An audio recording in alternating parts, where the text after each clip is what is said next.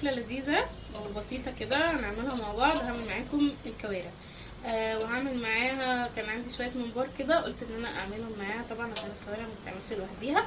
وطبعا هنعمل ايه شويه فتة بقى وسلطه وحاجات كده حلوه. تعالوا نشوف ابتديت بايه.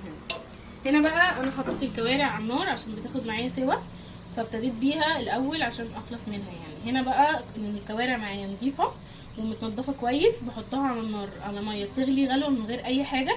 وبعد كده بعد ما تغلي غلوه بكب الميه بتاعتها، وبعد كده احط لها ميه من اول وجديد واحبسها بقى، احط لها بقى التوابل بتاعتها كلها زي الشوربه العاديه.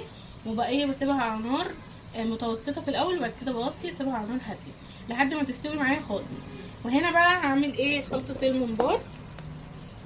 هنا اعمل معاكم خلطه الممبار.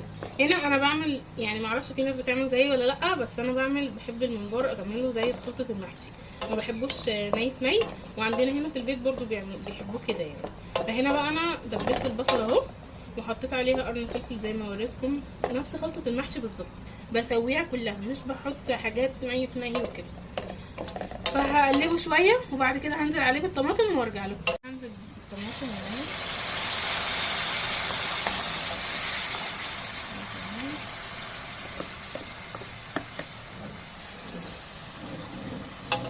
دي تقليبه واسيبها بقى تتسبك معايا. وبعد كده احط لها التوابل بتاعتي. هنا بقى محضره التوابل بتاعتي المعتاده، يعني الفلفل الاسود والكمون والبابريكا والثوم باودر والبصل باودر والبهارات اهو نزلت بيهم. هقلب بس تقلبتين واحط اظبط لها الملح بتاعها واسيبها تتسبك. حطيت بالرز على الصلصه واديتهم تقليبه زي خلطه المحشي بالظبط، انا ما فيهاش اي تغيير. وبعد كده نزلت بقى بالخضره اهو ماشي كده، قفلت عليها النار ماشي. هحشي بقى الممبار اهو. شايفين الممبار معايا انا مقطعاه حتت كده مقسماه يعني اهو، بحطه على صباعي كده واحطه كده. بسم الله. بس سخن قوي الرز.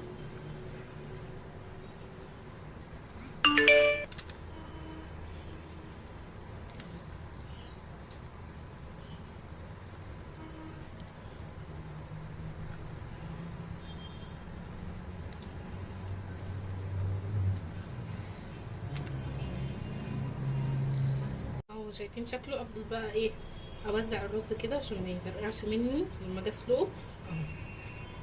شايفين اكمل بقى هنا بقى هعمل معاكم الصلصه هسبكها. هنزل بقى عشان نزلت بالزيت، هنزل عليهم بالثوم وهسيب بقى كميه الثوم والدقه بتاعت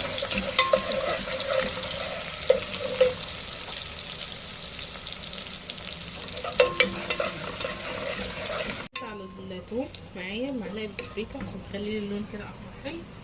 اتحمرت هنزل بقى بالطماطم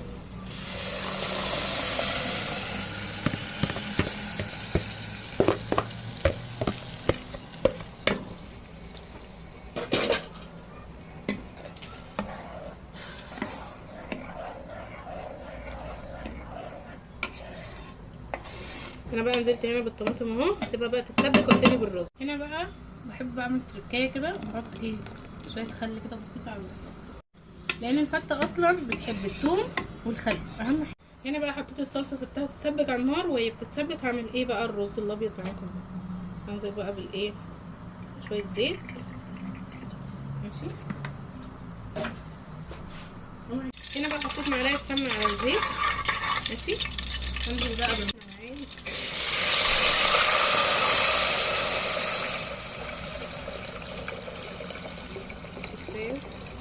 الرز ملحها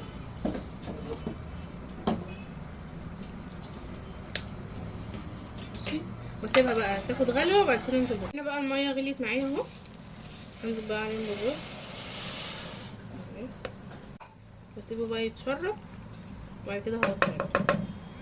هنا خلصت معايا كميه الممبار اهو زي ما انتم شايفين، مش بملاها على الاخر عشان ما يفرقعش مني في السوا. وبعد كده هسلقه معاكم ماشي. هنا بقى جبت الميه حطيت فيها كل التوابل زي الشوربه اوكي، وقطعت بصلايه ماشي. وبعد كده نزلت بالممبار واحده واحده، امسكهم من الطرف ده والطرف ده وايه واحطهم لحد ما تتنفخ معايا واروح منزلاها. ده يبقى شكلها. هسيبه بقى يستوي براحته على النار وايه عشان نبقى نحمره بعد.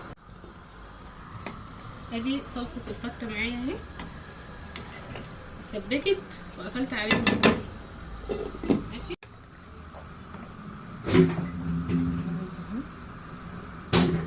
هنا بقى هعمل الطشه بتاعه الفته. انا حطيت البصل، حطيت الثوم. البصل جاي في دماغي والله من كتر ما هو غلي بجد، بقى الواحد خلاص هيتجنن. يعني انا حاولت اعمل اكله ما ادخلش فيها بصل باي طريقه. يعني تخيلوا البصل بقى بكام؟ 40 جنيه ليه يعني؟ حرام والله. خلونا نبطل نعمل حاجه بالبصل خالص، مع ان هو اصلا البصل يعني بيدخل في كل استخداماتنا. تعالي بس نعمل النار. شايفين ما شاء الله مسك نفسه. بحب بقى احط له الرز يكون قليل عشان ما ينزلش مني كتير في الشوربه، يفرقع مني بقى او ينزل رز كتير، يهدي رز كتير ما بنعملش فيه حاجه. هنا بقى هقلي التقليه دي. هنا اتحمرت معايا اهو، هنزل بقى عليها بالخل.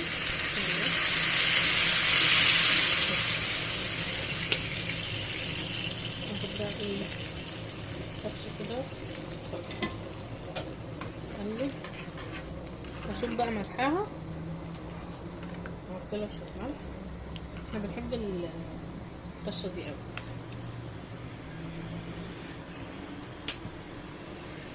ده بقى الرز اللي فاض معايا من الممبار، طبعا مش برميه لان احنا بنحبه قوي، او مش بشيله يعني بعمله على طول. هنزل بقى عليه بالميه السخنه. بقى بعمل تقليه ايه؟ بقى الملوخيه. بسم الله. قلت بقى اجرب الملوخيه بتاعت الكوارع بتبقى حلوه ولا لا، بس الصراحه طلعت تحفه.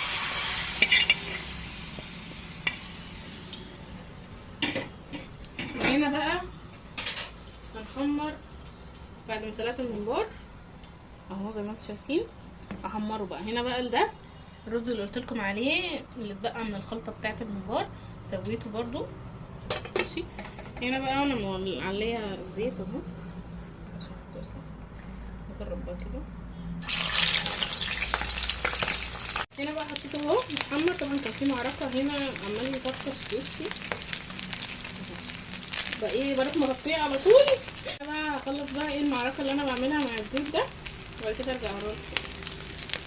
هنا بقى شايفين منظر الاكل بعد ما خلصت بقى الممبار والفته هنا عملتها اهو، والكوارع مستويه قوي. الكوارع يا جماعه والسلطه والممبار والرز معاها والليمون بقى معاها. الليمون مخلل بقى لزوم الايه حركات.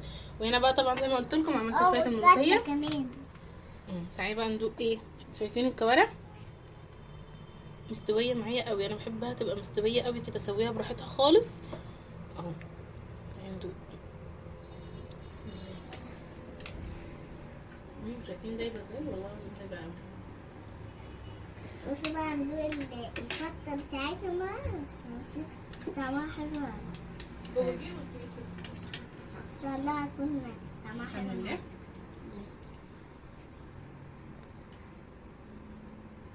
انا باخدش غير راي الاستاذه الصغيره معانا في البيت. في حاجه تانية هتدوقيها؟ الممبار كمان؟ لا مش هتدوقي الممبار، هدوقك الملوخيه عشان ملوخيه الكوارع دي انا اول مره اجربها. جميله قوي بجد. انا حسيتها كانها هي ملوخيه ناشفه بس حسيتها كانها ملوخيه خضراء. وهنا بقى معايا الرز المحشي اللي قلت لكم عليه اهو ده ماشي. ومعايا هنا بقى ليمون مخلل بنخلله في البيت.